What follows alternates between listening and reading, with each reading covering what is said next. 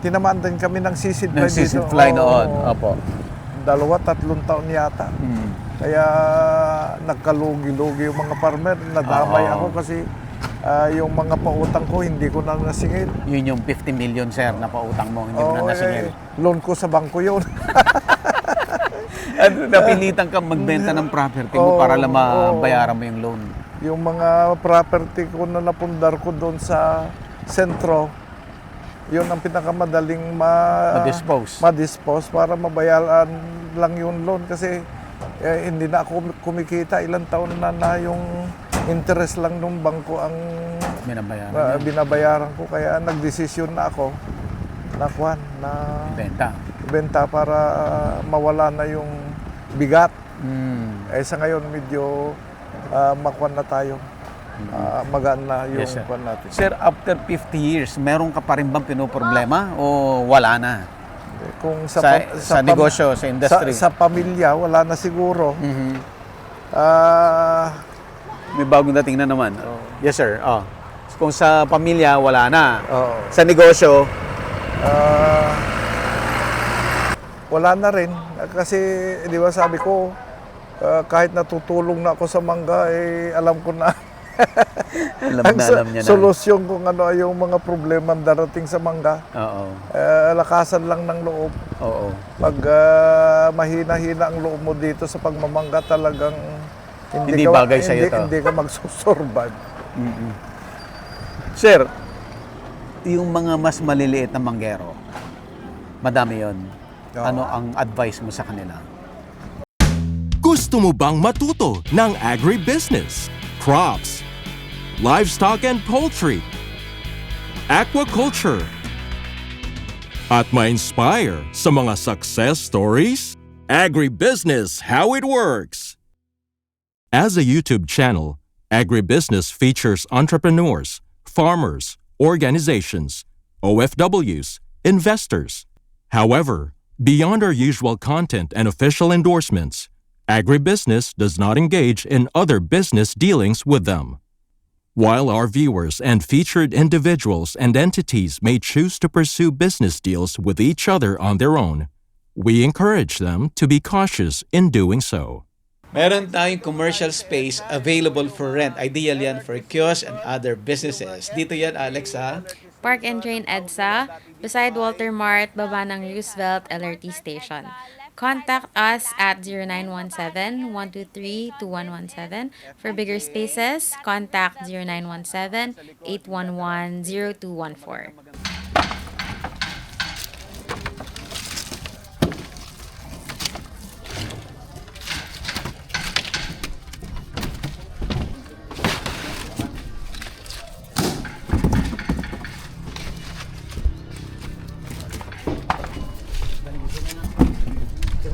So ito po yung sinasort nila. Ito po, reject. Kasi tinamaan ng mga fruit fly. Pero kung tutuusin, pwede pang kainin to, sir, no? Sa kabila, pisngi. Kabilang pisngi. Kung tutuusin. Ito, sira talaga, Ito maliit. Ito naman, sir. Reject. Parehas din yan. Reject din? Malalaki lang kung dami. Ito yung good na. Ito yung good. Kanino po i-deliver to? Si lang nag-order. Sino? Business store. Anong gagawin niya dyan? Siya ang dadalhin. Benta. Bibenta niya? Ito po, anong gagawin dito? Panggilingan din. Gilingan din. Kaya lang malalaki lang kukunin nila. So ito po, local market ito. Pero table food. Kaya maganda. Tapos ito, maganda rin naman. Pero maliliit. Hindi, yung kinukunin nila malalaki lang talaga. So ito, mapupunta po sa planta. Ito yung mga i-deliver sa planta po. Ang tawag nyo, giling. Ito, i-deliver din sa planta to. Pero maliliit. Tapos si Kuya, tingnan mo, yung hawak-hawak lang niya. Tapos na alam na niya yung weight. Alam na niya kung good, kung malaki or hindi. So ito yung sinasabi dati doon sa Mango Congress na yung mga for processing actually ay pinagpilian. Kasi talaga yung first class talaga ay pang table fruit na local. So yung pa rin talaga ang mahal, yung pa rin talaga yung maganda ang presyo. But itong mga processing maganda kasi nga in volume. Ilang classification to, kuya? Hindi sa order boss kung may sa padera. Pili rin kami. Ano yung sa padera? Yung maliliit, yung Ganito na kalaki. 200 to 200 grams. 250 grams. Saan naman pupunta yung sa padera? Sa local market din. May local market din na maliliit. Pang display lang sa Sa mga fruit stand. Oo. Ito, ibang ano to, kung 200 up plus grams. Mapupunta sa planta yan. Yan ang order lang nila. First class din po ito. Ayun, may bagong dating. Ito po yung bagong dating na truck. Bagong Supplier. harvest nito. Supplier, ibig sabihin, sarili niyang pabunga, tapos binibili ni Mango King. So hindi niya to pa-spray, hindi niya to kontrata, hindi rin siya lease, hindi rin niya sariling tanim. Ito ay mga ibang mga mango growers. Kasi 'di ba sabi natin kanina, 80% ng mangga sa dito sa Ilocos Norte ay sa kanya, no, production niya. Pero yung other 20%, ibang mga mas maliliit na mga mango growers. Pero lahat sila sa kanya rin binibenta. So sila to. Saan po galing ito, kuya? Dito sa Luwag din. Ikaw ang buyer, kuya? Hindi, supplier. Ikaw yung supplier. So, ito po yung bagong dating. Dito lang daw po yan sa Lawag. Pero ang kukunan dito ay sa padera. Ibig sabihin, parang second class. Pero, ano pa rin siya, yung table fruit. Oh, yan, bago na naman. Halika. Halika, punta tayo dito. Ayan, puro mangga rin to. Mga bagong harvest.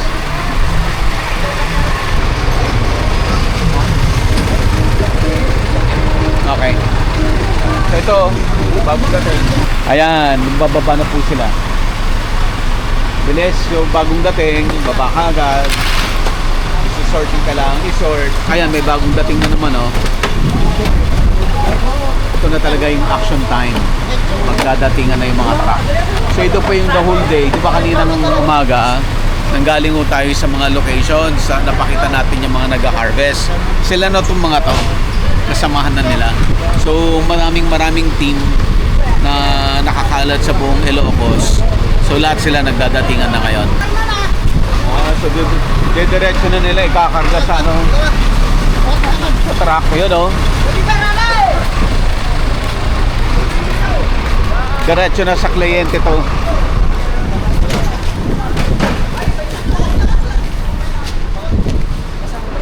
Diretso na sila.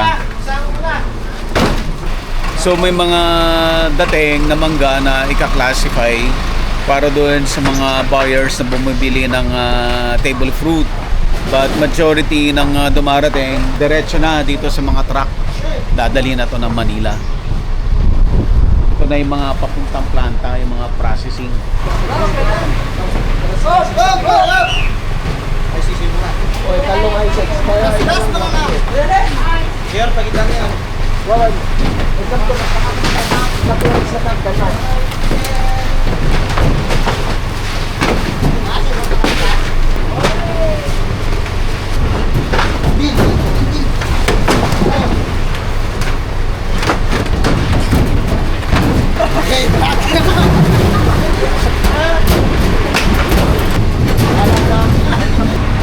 Ayan, kita ang bilis.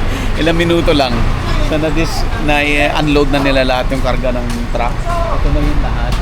So maya-maya, babiyahe na to papuntang Bulacan. Ito yung pupunta sa Sesto. Alright, let's go. Tignan natin yung iba. So ang bilis ng transaction, kaninang umaga nung nag-harvest, may tumawag kay Sir Carding na taga Sesto. So ngayon, hapon, andyan na. Ganun kabilis yung transaction nila. Yun yung kagandahan pag malaking player, malaking supplier. Kasi kung may need yung planta ng bigla-biglaan, meron din talaga siya may supply. So ito, may bagong dating na naman, oh. Ito, bagong dating na naman ito. Ayan, oh. Oh, ito pa, may nagbababa pa rito. Parang magaganda to. Hey. Saan to galing, kuya? Corimao. So dahil mabigat, talagang hindi maiwasan na may bagsak.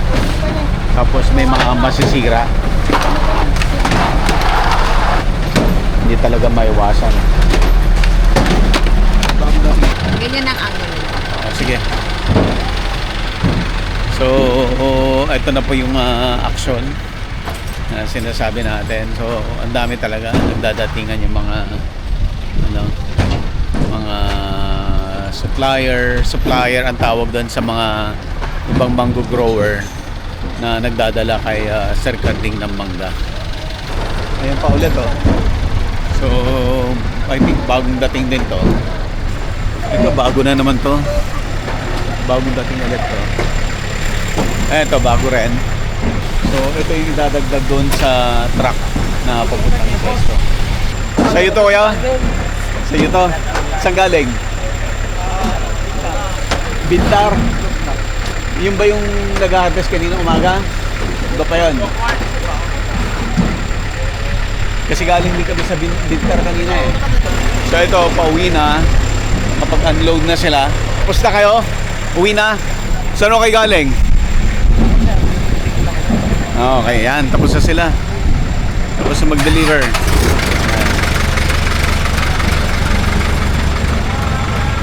Tapos na sila. Bukas, harvest na naman sila. Pagdating ng hapon, deliver na naman dito.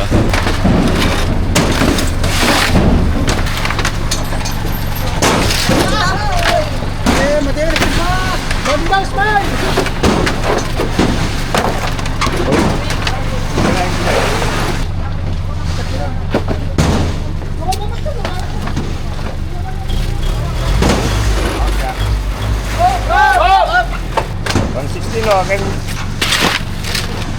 145 305.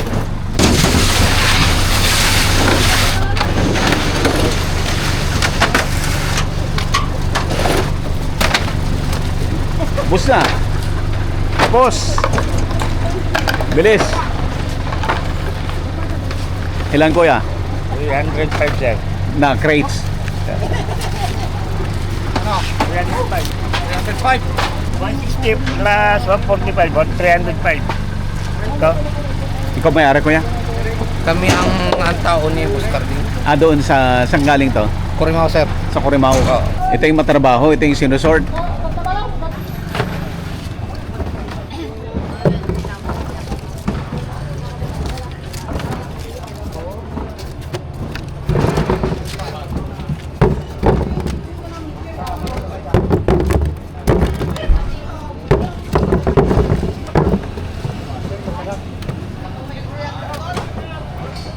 So kasama natin si Angelo Corbus at siya ay taga-Provincial Agriculture Office ng Region 1. Ay, ng Ilocos Norte. Okay, provincial nga pala. At si Angelo ay bagong graduate lang.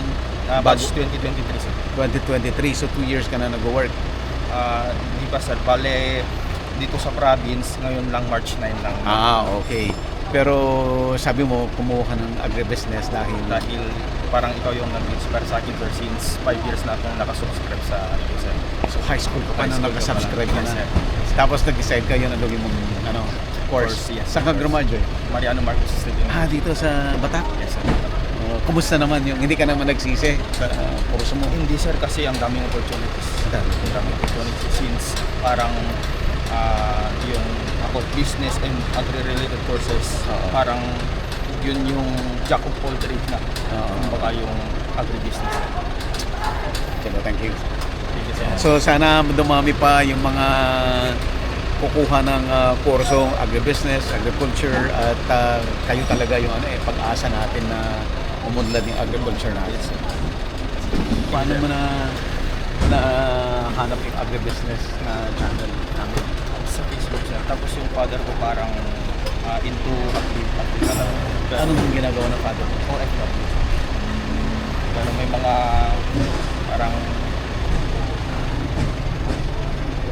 babuyan, manukan din kami. Siya yung nagmamanage po siya yung nagpipinay sa akin.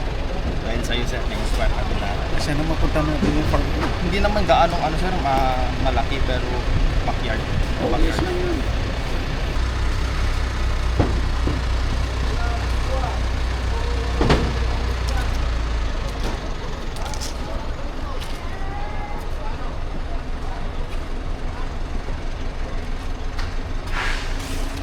Yan, si Kuya Alan, anak at taga saan ka, Kuya?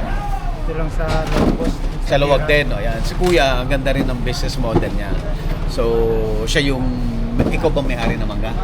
O ikaw yung nangungontrata? Yan, so nangungontrata rin siya ng mangga. So, magpapabunga siya. Tapos, yung harvest niya, dadalhin niya dito. No? Tapos, pagdating dito, isusort. Yung magaganda, pabalik sa kanya. Ibebenta niya sa labas. Yung may iwan, yun ang i-deliver ni Sir Carding sa proseso. Bakit ganun ang ano mo? Ba't ganun ang style mo? Para mas matas yung ano boss. Butit pa si Sir Carding na ganun. Papayag naman boss. Walang problema sa Walang kanya. problema sa kanya. Sabi niya pag ano, yung good, kung mas mahal sa labas, kunin niyo lang. Sabi, siya mismo nagsabi. Oo, siya nagsabi. Kung mahal sa labas, sige, benta mo sa labas. Galing ah. Bait ah. Okay, boss. So ilang percent yung harvest mo na babalik ulit sa'yo? Hindi boss yung ano. Depende. Feeling nila. So, kagaya nito, ilan na yung bumalik sa'yo? 22 na. Ayan, so yung maganda na harvest ni Alan, babalik. Saan mo ibibenta yan? Sa labas ng buhay. Mga palengke, gano'n? Hindi naman boss, yung may tumatawag din yun. May kliyente ka rin ang naghanap ng mangga. Ito yung mga fruits stand na siguro. Hindi rin. Biyahero rin. Hindi naman boss, yung mga bibenta din sa amin. Mga ibibenta na dyan sa mga Sa kanto-kanto. mga kanto-kanto. Oh, mga fruit stand. So, yung mga ibabalik ni Alan, ibibenta niya sa mga kliyente niya na mga fruit stand, ganyan. Tapos, pero mas marami pa rin yung may iwan na bibili ni Sir Carding. Ayan. So, yung mga kukunin niya, bibili ni Sir Carding, yun naman yung mga i-deliver sa mga planta. Kasi ang planta hindi maselan, no? Basta hindi reject, kunin nila. Pero ito, yung babalik sa'yo, pahinugin mo muna. Hindi na boss. Hindi na, diretso na rin sa customer mo. Oo, nagtutupo. Galing. Pero pag walang order, ibigay lang nila kay gusto. Ibigay mo na lang kay sir kung wala kang order. Magkano Minsan bang lang naman yung may order. may order? Oh, I see. Ayun. Yun nga lang, magtatagal ka dito kasi nga sila ang magsusort, sila kuya. Tagal ka nagmamangga. 6 years na. Paano mo natutunan yung mangga? Yung mga biyan. Manggero rin. So natutunan mo lang din. Maganda negosyo. Okay na boss. Okay naman. Sige kuya. Thank you. Ano yan? May bagong dating na naman. Tingnan natin. Okay. So ito yung bagong dating. I-unload na nila. Alamin natin kung saan nila dadalhin to. 23? 25. Anong net? Gross 25, so 23 yung talagang kilo. Kasi yung 2 kilos, yun yung crates.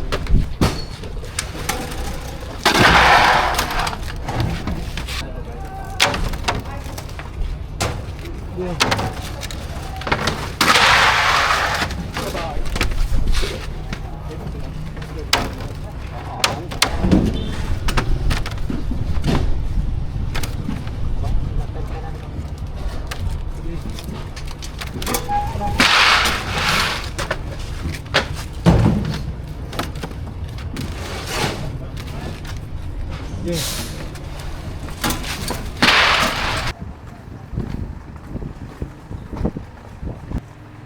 puno na ng mangga. Oh. Oo.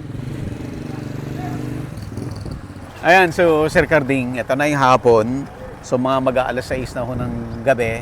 At ito na yung datingan ng napakadaming nag-harvest kaninang umaga. Opo. So ngayon, pag dumarating po sila dito, sir, anong po yung proseso? Yun.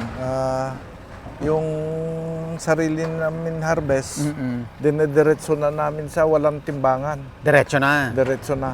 Pangalawang truck na yan. Opo, opo. Nakaalis na yung isang truck kanina. Umalis na yung isang kanina. Ito naman nandito ngayon yung mga supplier natin. Mga supplier, okay. Ito yung 20% na mga mango growers na yung harvest nila sa inyo rin binibenta. Kaya tinitimbang. Tinitimbang. Tapos sir, may nakausap po ako kanina, pinipilian nila yung good, kinukuha nila pabalik. Bakit po sir? Nilolokal nila. Yun ang local nila. Pinapabayaan ko na lang sila kasi wala na rin akong local. Yun na lang process grade ang kinukuha ko. Kinukuha niya na lang. Ibinabalik nila yung maganda, binebenta nila sa mga palengke. Mas mataas yung presyo. Mas kikita sila. Mas kikita. Pero yung bulk pa rin yung pang-process. Ilan lang yun, mga 5% lang siguro yung napili nila. I see. Yung 95% binibigay pa rin sa akin. Ang bait niya naman at pinapayagan niyo na gano'n na pipilian nila.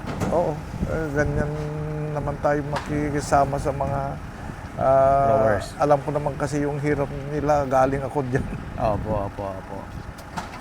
So, sir, yung kwento mo kanina na nanggaling ka sa hirap, tapos nagnegosyo ka, halos umpisa pa lang malugi ka. Tapos tumagal, nagtagal ka ng ganito, 50 years sa mango industry. Sir, ano ang biggest na natutunan mo sa mango industry, sa negosyong ito? Yung yung pag-aalaga ng tao. Pag-aalaga ng tao. Sir, ang dami mong tao, no? Ilan po yung tao mo lahat-lahat? May higit 100. 100? Grabe. Pinapakain ko lahat yan. Araw-araw yan, sir? Araw-araw. Para kang laging may catering? Karamihan sa kanila, nakatira na rin dito. Dito sa compound? Pero yung iba, doon sa mga bayan-bayan, may mga pwesto ako doon. Doon na rin sila. Kasi taga roon naman sila. I see. So talagang tuloy-tuloy yan. While mango season? Oo. Pag natapos yung harvest, uwi sila. Magpapahinga na. Magbabakasyon kami 2 buwan. Tapos balik na. Magpaparming sila ng yung sarili nilang mga palay nila siguro, nila. ganyan. Tapos after 2 months, balik, yun na yung mag-spray, ganyan. Mag-umpisa na ulit kami. Pero konti-konti pa. Konti-konti lang. Dito po sa mango industry, sir, ano talaga yung pinakamalaking problema ninyo? As a grower, as a consolidator, as a processor, ano talaga, sir, ang problema ng mango industry? Ang pinakamalaking problema ng mango industry siguro yung climate change. Climate change. Yung nagkukuhan, yung pabago-bago na yung panahon. Yung mga buwan na hindi bumabagyo noon, bumabagyo biglang na. Bumabagyo. Kaya minsan nakaspray ka na, nakapagbulaklak ka na, biglang dadaanan ka ng malakas na bagyo. Samantalang dati, pag season na ng pagpapabunga, talagang maganda na yung panahon. At saka ang pangalawang pinakamalalang problema namin, ito yung seed fly. Yung seed fly. Maswerte kayo dahil hindi kayo masyadong tinatamaan dito sa Ilocos Norte. Kaya kahit process grade, may kinikita pa naman kahit konti. Pero yung itong taon na ito, yung tulad ng sabi ko kanina, 3 beses kami nabagyo. Opo. Ang hinahabol ko na lang ngayon, yung makabawi man lang. Makabawi man lang at may matirang konting puhunan na pangpuhunan na naman sa next season. Yun ang maganda, sir, kasi sa'yo, dahil sa sobrang tagal mo na dito, napag-aralan mo na lahat yan, naihanda mo na yung sarili mo, dumating man yung mga Sabi mo nga, yung mga bagyo-bagyo, normal na lang yan sa'yo. Wala, hindi mo na yan iniinda. Oo. Kaya siguro na-immune na rin tayo. Yan na. Tulad sa talakitik na pag na-immune, hindi na tinatamlan ng gamot. Ganyan din yung kwan natin sa pagmamangga natin. Sir, ano ang pinaka reason talaga bakit mo inabot yung 50 years sa mangga? Yung sabi ko nga, di ba, almost nadapa ako doon sa lugi ko. Sabi ko, pag ako ang unang susuko, paano na yung ibang mga mango farmer? Opo. Kasi Kaya- nga, si Sir ay tinaguri ang Mango King. Tapos si Mango King ang unang magkikwit. Yun nga. Kaya hindi ka makakwit kasi ikaw si Mango King. Pero maganda naman yun naging resulta kasi sa akala kasi noon ng mga farmer, tuloy-tuloy na yung tinamaan din kami ng seaweed fly Nag-season dito. fly Oo. noon. Opo. 2-3 taon yata. Kaya nagkalugi-lugi yung mga farmer. Nadamay Oo. ako kasi yung mga pautang ko hindi ko na nasingil. Yun yung 50 million, Sir, na pautang mo. Hindi mo Oo, na nasingil. loan ko sa bangko yun. At napilitan kang magbenta ng property mo para lang mabayaran mo yung loan. Yung mga property ko na napundar ko doon sa sentro, yun ang pinakamadaling ma-dispose para mabayaran lang yung loan kasi hindi na ako kumikita. Ilang taon na yung interest lang ng bangko ang binabayaran ko. Kaya nagdesisyon na ako na benta para mawala na yung bigat. Sa ngayon medyo makuan na tayo. Magaan na yung Yes, sir. kuan natin. Sir, after 50 years, meron ka pa rin bang pinoproblema o wala na? Kung Sa negosyo, sa industry? sa pamilya, wala na siguro. May bagong dating na naman. Yes, sir. Kung sa pamilya, wala na. Oo. Sa negosyo, Wala na rin. Kasi, di ba sabi ko, kahit natutulong na ako sa mangga, alam ko na alam niya na. solusyon kung ano yung mga problema darating sa mangga. Oo. Lakasan lang ng loob. Oo. Pag mahina-hina ang loob mo dito sa pagmamangga, talagang Hindi bagay sa'yo to. Hindi ka magsusurvive. Sir, yung mga mas maliliit na manggero, madami yon. Oo. Ano ang advice mo sa kanila? Palagi ko naman sinasabi sa kanila na yung timing lang, hindi yung alam mong babagyo, mag-i-spray ka, wala ka ng puhunan, buti sa akin at kahit mabagyo ako, May meron pa rin. madudukot. Yun ang malulugi talaga, yung sumubo na bigla. Oo. Pagkatapos nabagyo, wala nang pagkukunan ng kapital. Oo. Hindi na talaga makakabawi yun. Ibig sabihin, sir, kung ang pera mo ay 5 million lang, halimbawa, 2.5 million lang ang isusugal mo muna. Oo. Kasi kung biglang nabagyo, mayroon ka pang 2.5 na pwedeng gamitin. Kasi may tinatawag na off-season. Okay. Off-season yung spray ng mula August, September, October, November. Pero itong off-season na ito, pag napalusot mo ito, kikita ka ng Jackpot malaki ka. dito. Oo. Pero nandito naman yung mga bagyo. Oo. Kaya pag tinamaan ka kahit minsan lang, talagang Wala na. dadapa ka dito. Ang kuwan ko doon sa maliliit na mga kuwan, Huwag mag-off-season. wag na lang mag-off-season. Sigurado naman silang kikita pag uminit na yung panahon, Oo. nawawala na rin yung kurikong. Ibig sabihin, sir, wag nang i-risk yung masyadong Oo. pag masyadong risky, wag nang ma-tempt doon sa malaking pera. Makontento na lang doon sa kikitain doon sa season.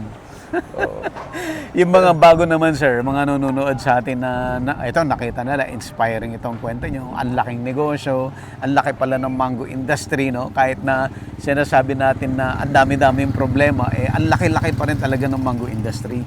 Sir, may luluguran pa ba sila? Yung mga gustong pumasok? Meron pa. Meron pa rin. Meron pa. Kasi sa nakikita ko naman, yung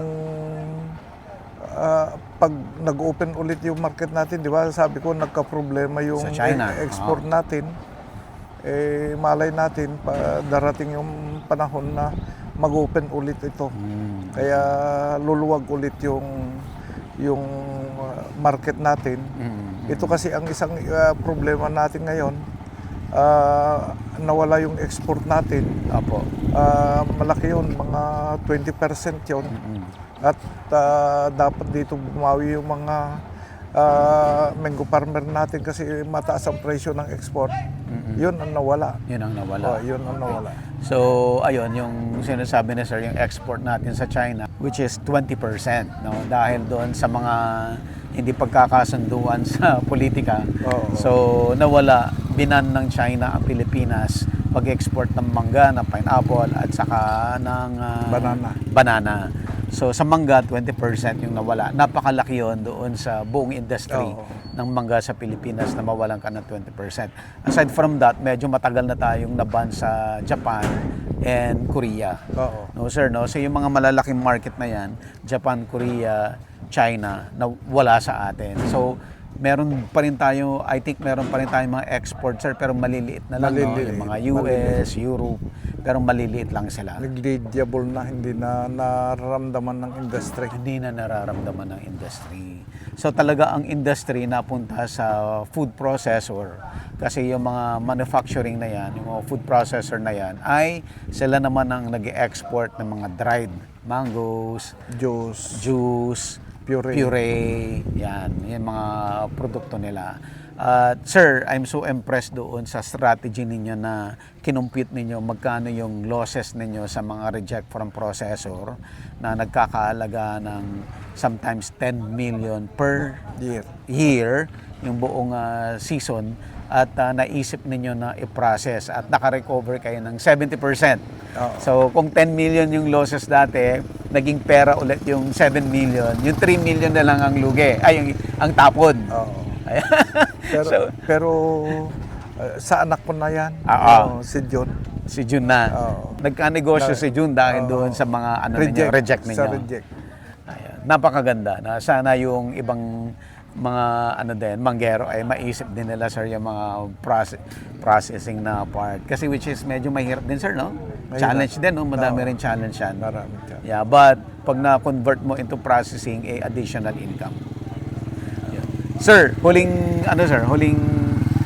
message mo sa mga audience natin. Doon sa kasama kong nang mamangga, patibayan lang ng loob.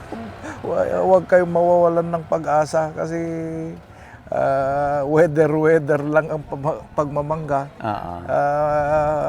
Anong malay natin, babalik din yung sigla ng mango industry. At nandyan na tayo rin ang makikinabang. Yes, sir. Ayan, si Sir Carding Tolentino po dito sa Lawag City, ang Mango King ng Pilipinas. Sir, thank you so much, sir. Agribusiness, how it works.